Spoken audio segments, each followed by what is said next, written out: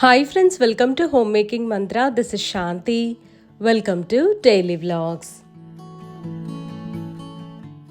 Hope మీరంతా కూడా weekend చాలా బాగా చేసుకున్నారు అని అనుకుంటున్నా, బాగా రిలాక్స్ అయ్యారు అని అనుకుంటున్నాను. కొన్ని వీకెండ్స్ ఏమో ఫుల్గా తిరిగేస్తాము, కొన్ని వీకెండ్స్ ఏమో అసలు ఎక్కడికి వెళ్ళబుద్ధి కాదు. ఈ వీకెండ్ అయితే మాకు అట్లాగే ఉంది. నేను ఫుల్గా అసలు ఇంట్లోనే స్పెండ్ చేద్దామని అనుకున్నాం, ఎందుకంటే ట్రావెల్ చేసి విసుగొచ్చేసింది అనమాట. అందుకే అసలు బయటకు అనేది వెళ్ళబుద్దిగా అట్లా ఏదో అలా చిన్న చిన్న వాక్స్ అని గ్రోసరీస్ తెచ్చుకోవడానికి, ఏమన్నా కావాలంటే తెచ్చుకోవడానికి అట్లానే వెళ్ళాం బయటికి. ఈ డ్రైడ్ బీన్స్ని మొచ్చయ్య అని పిలుస్తారు. తమిళ్లో మొచ్చయ్య అంటారు, తెలుగులో నాకు పేరు ఐడియా లేదండి. సీజనల్గా అయితే మనకు ఫ్రెష్ బీన్స్ దొరుకుతాయి. నేను డ్రైడ్ బీన్స్ తీసుకొచ్చాను. గుగ్గిళ్ళు చేద్దామని చెప్పి అవి నానబెట్టేసి ఉంచాను. ఈ చిక్కుడుకాయలు అమ్మ వాళ్ళ చెట్టు అండి, విజయవాడ నుంచి తెచ్చుకున్నాను. యాక్చువల్గా ఇంతకుముందు వెజిటబుల్ స్టీమ్ చేసేటప్పుడు కుక్కర్లో ఎలా స్టీమ్ చేస్తారో ఒకసారి చెప్పండి అని మన వ్యూవర్ అడిగారు. కుక్కర్లో కొద్దిగా వాటర్ పోసుకొని జల్లెడి గిన్నెలో ఏదన్నా మనకు కావాల్సిన వెజిటబుల్ ఏదైతే స్టీమ్ చేద్దాం అనుకుంటున్నామో ఆ వెజిటబుల్ వేసేసి చక్కగా కుక్కర్ లిడ్ క్లోజ్ చేసేసి దాని మీద వెయిట్ పెట్టేసి 1 or 2 విజిల్స్ రానిస్తే చక్కగా స్టీమ్ కుక్ అవుతాయి. ఇది ఒక వే ఆఫ్ స్టీమింగ్, అంటే చాలా ఫాస్ట్గా అయిపోతుంది. ఇప్పుడు ఫర్ ఎగ్జాంపుల్ ఈ చిక్కుడుకాయలు గింజలు బాగా హార్డ్గా ఉంటాయి కదా, కుకింగ్ టైం అనేది ఎక్కువ పడుతుంది. సో ఒక 3-4 విజిల్స్ అయినా రానివ్వాలి. కొన్ని రకాల వెజిటబుల్స్ సాఫ్ట్గా ఉంటాయి కాబట్టి వాటికి ప్రెషర్ పెట్టాల్సిన అవసరం లేదు. సో కుక్కర్ లిడ్ క్లోజ్ చేసి వెయిట్ పెట్టకుండానే ఒక 5-10 మినిట్స్ కుక్ చేసాము అంటే చక్కగా స్టీమ్ అయిపోతుంది. స్టీమింగ్కి బాయిలింగ్కి డిఫరెన్స్ మనందరికీ ఆల్మోస్ట్ తెలుసు కదా. ఇలా వాటర్లో వెజిటబుల్ డైరెక్ట్గా వేసేసి కుక్ చేస్తే దాన్ని బాయిలింగ్ అంటారు, కింద ఆవిరి మీద వండేదాన్ని స్టీమింగ్ అంటారు. సో ఇప్పుడు మనం జల్లెడి గిన్నె పెట్టి కుక్కర్లో పెడుతున్నాం కాబట్టి ఆ కుక్కర్లో ఉన్న వాటర్లో ఆవిరంతా కూడా చక్కగా వెజిటబుల్ తీసుకొని చక్కగా కుక్ అయిపోతుంది. ఈ చిక్కుడుకాయలు బాగా హార్డ్గా ఉంటాయి కాబట్టి దీని ఒక్కదానికే ఇలా ప్రెషర్ పెట్టాల్సి వస్తుంది. లేదా ఫాస్ట్గా చేసుకోవాలి అనుకున్నప్పుడు ప్రెషర్ పెడితే చాలు. మిగతా వాటికి ఈ వెయిట్ తీసేసి కుక్ చేసుకున్నాం అనుకోండి, అసలు చాలా పోషకాలు పోకుండా కొంచెం ఆ వైటమిన్స్ అవి రీటైన్ చేయడానికి అని చెప్పి నేను ఇట్లా ఈ మెథడ్ ఫాలో అవుతూ ఉంటాను. 7:10-7:15 కల్లా లంచ్ ప్యాక్ చేయాలి. సో మార్నింగ్ అయితే చాలా ఫాస్ట్గా చేసేయాల్సి వస్తుంది అనమాట. మా హస్బెండ్కి ఏమో కాఫీ ఇచ్చేసి ఇంకా మిగతా పనులు అవన్నీ నేను చేసుకుంటూ ఉన్నాను. స్టీమ్ మీద చిక్కుడుకాయలు కుక్ చేశాను కదా, ఇప్పుడు వాటిని తాలింపులో వేసేసి ఉప్పు కారం పసుపు అన్నీ వేసి ఫ్రై చేసేస్తున్నా. చిక్కుడుకాయలు గింజలు కూడా బాగా కుక్ అయ్యాయి. సిద్ధు లంచ్లోకి చిక్కుడుకాయ ఫ్రై అండ్ మెంతికూర పప్పు చేశాను. మెంతికూర పప్పు మనందరికీ తెలుసు కాబట్టి నేనేం స్పెషల్గా చూపించట్లా. సిద్ధు వెళ్ళిన తర్వాత ఇంకా మా హస్బెండ్ లంచ్ బాక్స్ అది ప్రిపేర్ చేస్తున్నాను. తనకి ఈవినింగ్ స్నాక్గా మొచ్చయి బాయిల్ చేసి ఇచ్చేస్తాను, జస్ట్ ఉప్పు వేసి బాయిల్ చేసి ఇచ్చేస్తాను. తనేమో పూజ చేసుకుంటా ఉన్నారు. ఇంతకుముందు పూజ చాలా ప్రశాంతంగా చేసుకునేవాళ్ళు వర్క్ ఫ్రమ్ హోమ్ అప్పుడు. పాపం ఇప్పుడు ఎంతైనా ఫాస్ట్గానే చేస్తున్నారు. ఏదో ఒక విధంగా టైం మేనేజ్ చేసుకొని నా కాఫీ అయితే నేను తాగాలండి పొద్దున్నే, అందుకే తను పూజ చేసుకునే టైంలో నేనేమో కాఫీ తాగేస్తున్నా. మా హస్బెండ్ బ్రేక్ఫాస్ట్ చేస్తూ ఉంటే తనకి లంచ్ ప్యాక్ చేస్తున్నాను. ఇవేనండి ఉడకపెట్టిన మొచ్చే, అది కొద్దిగా ఉప్పు వేసేసి ఉడకపెట్టేసి ఇచ్చేసా. చిక్కుడుకాయ ఫ్రై అండ్ మెంతికూర పప్పు అవి ప్యాక్ చేస్తాను. ఈ లంచ్ బాక్సెస్ గురించి మన వాళ్ళు అడుగుతూ ఉన్నారు కదా లింక్స్, అవి హోమ్ పఫ్ బ్రాండ్ అయితే అసలు అవైలబుల్ లేదండి ప్రస్తుతము, అవుట్ ఆఫ్ స్టాక్ ఉంది. వాయా లంచ్ బాక్సెస్ సిద్ధుకు ప్యాక్ చేశాను కదా, అదేమో వాయా.comలో అవైలబుల్ ఉంది. అమెజాన్లోనేమో 3 బాక్సెస్ది వాయా లంచ్ బాక్స్ అవైలబుల్ ఉంది. కాకపోతే సిద్ధుకి 3 బాక్సెస్ అవసరం లేదనమాట, అందుకని 2 బాక్సెస్ది నేను వాయా.comలో పర్చేస్ చేశాను. ఇప్పుడు నేను ప్యాక్ చేసే lunch box home puff brand, అది ప్రస్తుతం అయితే స్టాక్లో లేదు, మరి ఫ్యూచర్లో ఉంటుందో లేదో తెలీదు. చాలా రోజుల నుంచి అయితే అసలు ఇది స్టాక్లో లేదండి. నేను సేమ్ ఇదే ఇంకొకటి పర్చేస్ చేద్దామని అనుకున్నాను, బట్ లేదనమాట. బోరోసిల్ తెప్పిస్తే అవేమో బాక్సెస్ చిన్నగా ఉన్నాయి. పదే చెప్తున్నాను అని అనుకోవద్దు మీరు, ఎందుకంటే కొత్త వారు కూడా చూస్తున్నారు కదా. సో ఈ లంచ్ బాక్స్ అనేది కొద్దిగా హెల్ప్ఫుల్గా ఉంటుంది అని చెప్పి మళ్ళీ నేను షేర్ చేస్తున్నాను. మీరు అన్నం తక్కువ తింటారు అని అనుకుంటే you can go for that Borosil కూడా. బోరోసిల్ ఇన్సులేటెడ్ లంచ్ బాక్స్ అనమాట. అవి ఎందుకు చిన్న బాక్సెస్ అని అంటున్నానంటే, మనం అన్నం పప్పు అవి కలిపేసి పెడతాం కదా లంచ్ బాక్స్లో, అవి క్వాంటిటీస్ ఎట్లయినా సరే డబల్ అవుతుంది అన్నం పప్పు కలిపినప్పుడు. బాక్స్ సరిపోవట్లా, లేదంటే ఆ 2 బాక్సుల్లో పెట్టాల్సి వస్తుంది. ఇదంతా ఎందుకులే అని చెప్పేసి అసలు అది రిటర్న్ ఇచ్చేసాను నేను. ఫ్రీక్వెంట్గా నన్ను ఒక క్వశ్చన్ అడుగుతున్నారు ఈ మధ్య, మీ ఇంట్లో చిమ్నీ లేదు కదా, ఎలా మెయింటైన్ చేస్తున్నారు, కిచెన్లో ఇదంతా జిడ్డు పడుతుంది కదా అని. ఫ్రీక్వెంట్గా క్లీన్ చేసుకుంటూ ఉంటా అండి. స్టవ్ కానీ ఈ కిటికీ కానీ నేను ఎప్పుడు కూడా క్లీన్ చేస్తూనే ఉంటా. ఎందుకంటే మనకి అక్కడే కదా హైజీన్ అనేది స్టార్ట్ అవుతుంది. కుకింగ్ అనేది ప్రతిరోజు చేస్తూనే ఉంటాము. And on top of that నాకు ఒక పెద్ద అడ్వాంటేజ్ ఏంటంటే మా కిచెన్లో 2 విండోస్ ఉండటం వలన, సో ఏదైనా కుక్ చేసేటప్పుడు ఫ్రై చేసేటప్పుడు ఇట్లా రూఫ్ దగ్గరగా వెళ్ళకుండా ఈ విండోస్లోంచి వెళ్ళిపోతూ ఉంటుంది అనమాట. ఏదన్నా ఫ్రై చేసినా కుక్ చేసినా ఆవిరి మొత్తం విండోలోంచి వెళ్ళిపోతుంది. ఎగ్జాస్ట్ ఫ్యాన్ అదంతా కూడా 1 or 2 monthsకి ఒకసారి క్లీన్ చేస్తూ ఉంటా. అసలు వాటి గురించి మర్చిపోతూ ఉంటా కూడా నేను. ఇప్పుడే ఫ్రెష్ అయ్యి వచ్చాను. మార్నింగ్ ఎర్లీ మార్నింగ్ అంటే లేచిన తర్వాత స్నానం చేసేస్తే ఫ్రెష్గా ఉంటుందన్నమాట. చెప్పాను కదా ఇట్లా మా హస్బెండ్ ఆఫీస్కి వెళ్తున్నారు, తనకి పూజకి లేట్ అయిపోతుందని చెప్పి కొంచెం నేను కూడా స్నానం చేసేసి తనకి పూజలో అది హెల్ప్ చేస్తున్నాను. అంటే ఏం లేదండి, అవన్నీ రెడీ పెడుతున్నాను అనమాట. స్నానం చేయకుండా అవన్నీ చేయలేం కాబట్టి తప్పట్లేదు నాకు, కానీ చాలా చేంజ్ అయితే ఉంటుంది, ఫ్రెష్గా అనిపిస్తుంది. బ్రేక్ఫాస్ట్ చేయకుండా ఇంకా డైరెక్ట్గా లంచ్ చేసేస్తున్నాను. ఎందుకు లంచ్ అంటే నాకు అసలు ఇవాళ చాలా లేట్ అయిపోయింది. ఇప్పుడు టైం ఆల్మోస్ట్ 11:30 అయిందనమాట. సో బ్రేక్ఫాస్ట్ తింటే మళ్ళీ లంచ్కి లేట్ అయిపోతుంది. మేము ఎర్లీ డిన్నర్ తింటాం కదా, హెవీగా అనిపిస్తుంది. ఎందుకంటే నేను మామూలుగా లైక్ పోర్షన్స్ లాగా ఏం కాదు, ప్రాపర్ లంచ్ తీసుకుంటా అనమాట. హెవీగా ఉంటుంది అని చెప్పి నేను ఇంకా ఇప్పుడు లంచ్ చేసేస్తున్నా. సో యాక్చువల్గా చాలా కబుర్లు చెప్పాలని ఉందన్నమాట నాకు మీతోటి. ఎందుకంటే కొత్తగా మనం ఒకటి వింటున్నాం కదా, ఐఐటి బాబా అని చెప్పి. ఆయన గురించి పాజిటివ్ నెగటివ్ చాలా వింటూ ఉన్నాము. ఎవరి పర్స్పెక్టివ్లో వాళ్ళు అతన్ని జస్టిఫై చేస్తున్నారు, ఇంకొంతమంది ఏమో తిడుతున్నారు. సో యా, ఇప్పుడు మామూలుగా ఏంటంటే ఒక మనిషి మీద మల్టిపుల్ ఒపీనియన్స్ ఉండటం అనేది చాలా కామన్ అది. సో ఎవరి ఒపీనియన్ వాళ్ళది. నాకైతే అసలు అతన్ని చూస్తే మంచి ఫీలింగ్ కలగట్లా, అట్లా అని నెగిటివ్గా కూడా లేదు, బికాజ్ నేను అసలు అతని ఇంటర్వ్యూస్ చూడలా. కానీ మా హస్బెండ్ చెప్తున్నారు అనమాట. మా హస్బెండ్ ఏమో ఒక పక్కన బాగా చెప్తున్నారు, నేను ఇంకొక పక్కనేమో రీసెంట్గా కొన్ని నెగిటివ్ వీడియోస్ చూస్తున్నాను. సో నాకైతే ప్రస్తుతం అర్థం కావట్లేదు, ఒకసారి చూడాలి. కుంభమేళా మాత్రము చాలా డీవియేట్ అయిపోయిందని చెప్తా అని అనిపిస్తుందండి నాకు. అందుకని అసలు ఈ టాపిక్ గురించి వాళ్ళు మాట్లాడుతున్నా. ఎవరెవరినో హైలైట్ చేస్తున్నారు, ఒక్కళ్ళని కాదు చాలా మందిని హైలైట్ చేస్తున్నారు.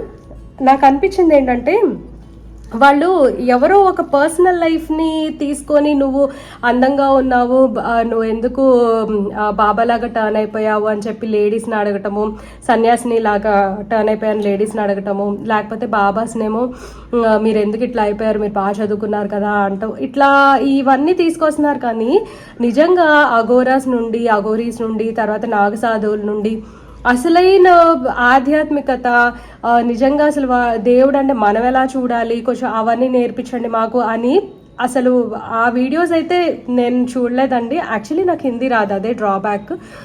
మామూలుగా మనకు తెలుస్తుంది కదా కొంచెం, ఇట్లా అట్లీస్ట్ ఆ పాయింట్స్ని తీసుకొని అయినా సరే ఏదో ట్రాన్స్లేట్ చేయడం, ఏదో ఒక విధంగా షార్ట్స్ వీడియోస్ మన దాకా రావాలి. అసలు అట్లా ఏమీ లేదనమాట. నాకు అదే అనిపించింది, అడగాల్సినవి అడగకుండా, తెలుసుకోవాల్సినవి తెలుసుకోకుండా చాలా అయితే డీవియేట్ అయిపోతున్నాయి. ఇంకా అంతే, మనం ఏం చేయలేము. What ever it is, views కోసమో లేకపోతే వాళ్ళ ఛానల్ గ్రో చేసుకోవడం కోసమో ఒకవైపు నుంచి ఆలోచిస్తున్నారు. కానీ కాకపోతే ఏంటంటే నిజంగా వాళ్ళు దేవుడిని ఎలా చూస్తున్నారు, దేవుడిని రీచ్ అవటం ఎట్లాగా అనేవి స్ప్రెడ్ చేసి ఉంటే చాలా బాగుంటుందని అనిపించింది. ఒకవేళ అట్లా నిజంగా మంచిగా చెప్పిన ఛానల్స్ ఏమైనా ఉంటే మాత్రం నాకు కామెంట్ సెక్షన్లో చెప్పండి, నేను తప్పకుండా వీడియోస్ చూస్తాను. నేను భోజనం చేసిన తర్వాత ఇంకొన్ని కబుర్లు చెప్తాను. భోజనం కంప్లీట్ అయిందండి. కిచెన్ కూడా సర్దేసా అనమాట. మొత్తం గిన్నెలు ఎక్కడ అక్కడ పెట్టేసి పెరుగు కూడా తోడు పెట్టుకున్నాను. అప్పుడప్పుడు కొంచెం ఎక్స్ట్రా మిల్క్ పోపించుకుంటాను.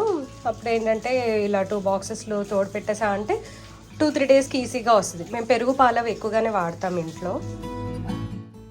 ఈ మధ్య ఎక్కువగా ట్రావెల్ చేయటం వలన లివింగ్ రూమ్లో అసలు ఏది కూడా సరిగ్గా చేంజెస్ అనేవి చేయట్లేదు అండ్ ప్రాపర్గా కూడా నేను మెయింటైన్ చేయట్లేదని అనిపిస్తుంది.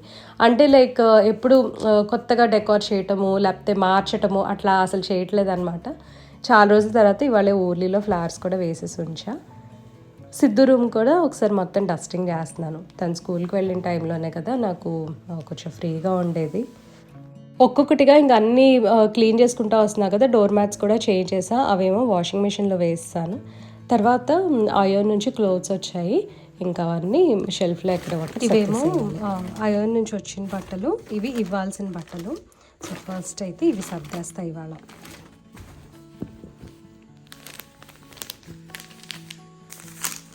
నేను డైలీ వేసుకునే డ్రెస్సులు కూడా ఇస్త్రీ చేయించుకుంటా అండి, ఎందుకంటే కాటన్ కదా.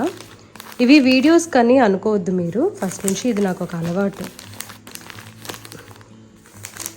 అంటే అలా చేయకపోతే ఏమవుతుందంటే ముడుచుకుపోయి ఏదో పైకి లెగుస్తూ ఉంటాయి, అసలు చూడటానికి బాగోదు.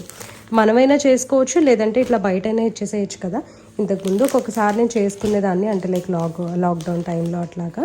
బట్ నేను మామూలుగా అయితే అసలు బయటకే ఇచ్చేయడానికి ఇష్టపడతాను. వాళ్ళు చాలా నీట్గా చేస్తారు. ఈ ఫోల్డింగ్ బాగుండటం వలన మనం ఏంటంటే లోపల పెట్టుకోవడానికి ఈజీగా ఉంటుంది. ఇవి సిద్ధువి అండ్ మా హస్బెండ్వి రెండు కూడా సెగ్రిగేట్ చేసి పెట్టేస్తాను.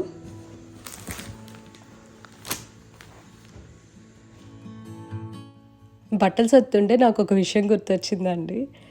ఎప్పుడైనా సరే అయోన్ నుంచి క్లోత్స్ వచ్చినా లేకపోతే పొరపాటున ఎప్పుడైనా నా డ్రెస్ తన షెల్ఫ్లో ఉంటే అసలు ఎంత సాధిస్తారో. ఆల్రెడీ ఒక పెద్ద షెల్ఫ్ తీసుకున్నావు కదా, ఇంకా మా దాంట్లో కూడా వచ్చి పెట్టేస్తున్నావు నువ్వు అని సరదాగా అంటూ ఉంటారు. ఒక్కొక్కసారి అంతే, ప్లేస్ సరిపోకపోతే తీసుకెళ్ళి ఆయన షెల్ఫ్లో పెట్టేస్తూ ఉంటాను.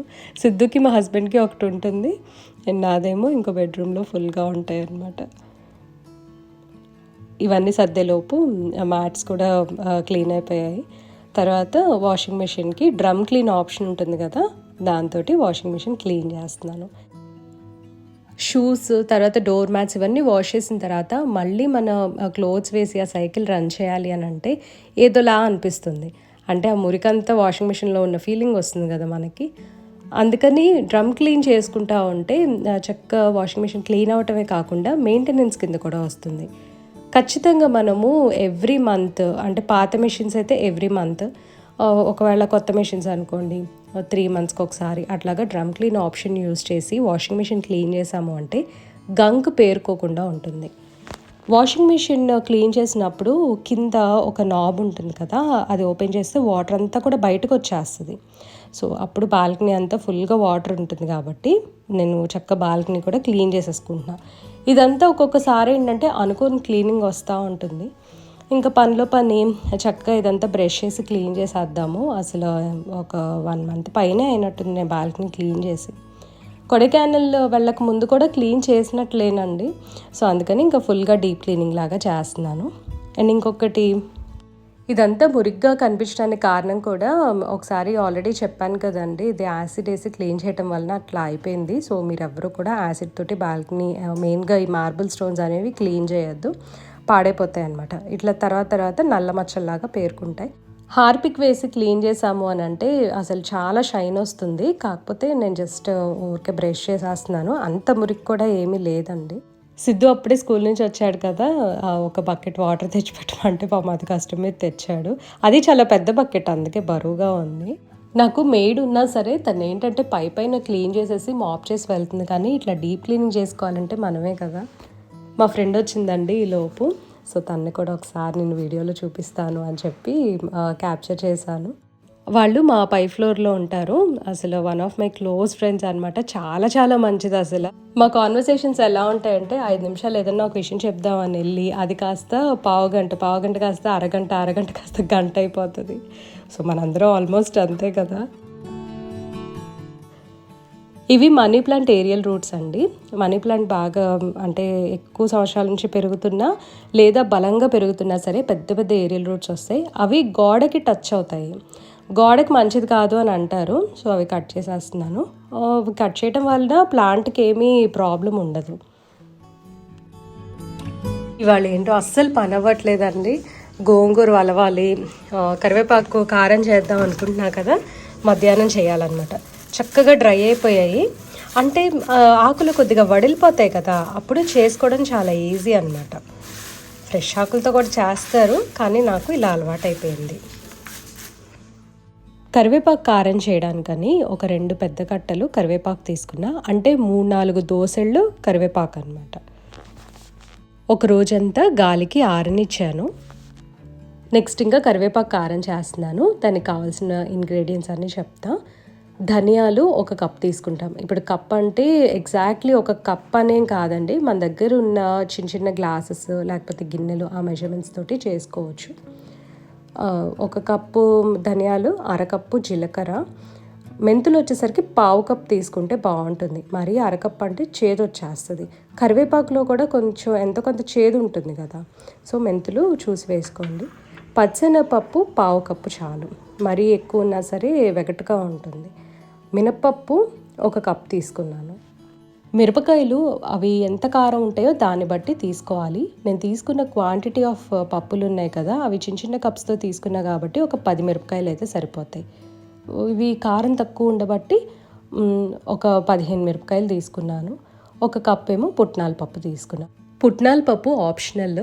అయర్న్ ప్యాన్లో వీటిని ఫ్రై చేస్తాను. అయర్న్ ప్యాన్ ఎందుకు అంటే కొంచెం మనకు కూడా హిమోగ్లోబిన్ లెవెల్స్ అవన్నీ ఇంక్రీజ్ అవ్వడానికి అయర్న్ ప్యాన్స్లో కుక్ చేసుకోమంటారు కదా, సో 1 టేబుల్ స్పూన్ ఆయిల్ అయితే వేస్తున్నాను. అంతకన్నా ఎక్కువ అవసరం లేదండి.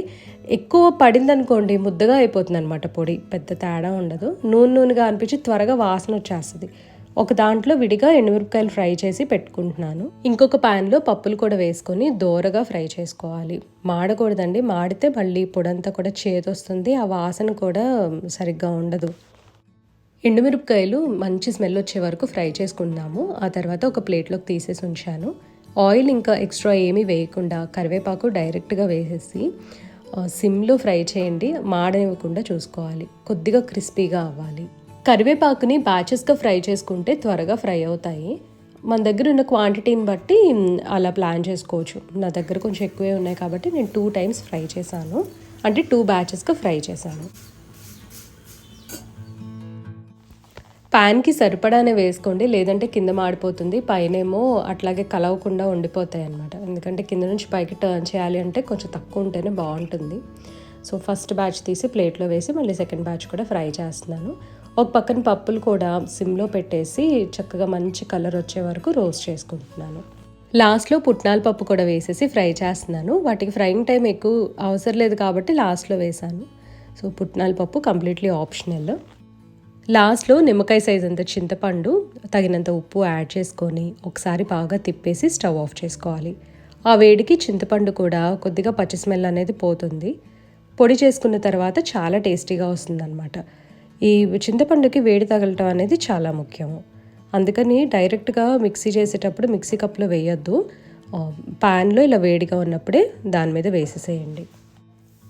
పప్పులు చల్లారిన తర్వాత వెల్లుల్లిపాయ యాడ్ చేసి గ్రైండ్ చేసుకోవచ్చు. ఒకవేళ ఇంగు యాడ్ చేయాలి అని అంటే పసుపుతో పాటు లేదా ఉప్పుతో పాటు ఇంగు కూడా వేసేసేయండి. ఆ వేడికి చక్కగా ఇంగు పచ్చివాసన పోతుంది. పొడి ఎక్కువ కాలం నిలువ ఉండాలి అంటే కొద్దిగా పసుపు యాడ్ చేసుకుంటే మంచిది. పసుపు like anti bacterial, anti fungal కదా, సో ప్రిజర్వేటివ్ లాగా యూజ్ అవుతుంది అనమాట.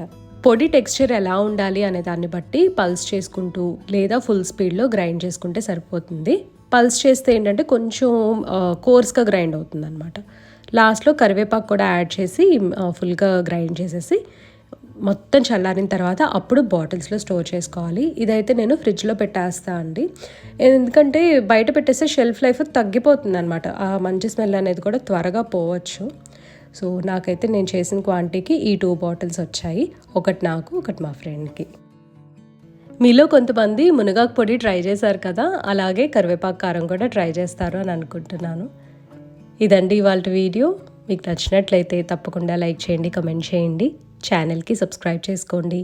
Thank you for watching. Thank you for your time.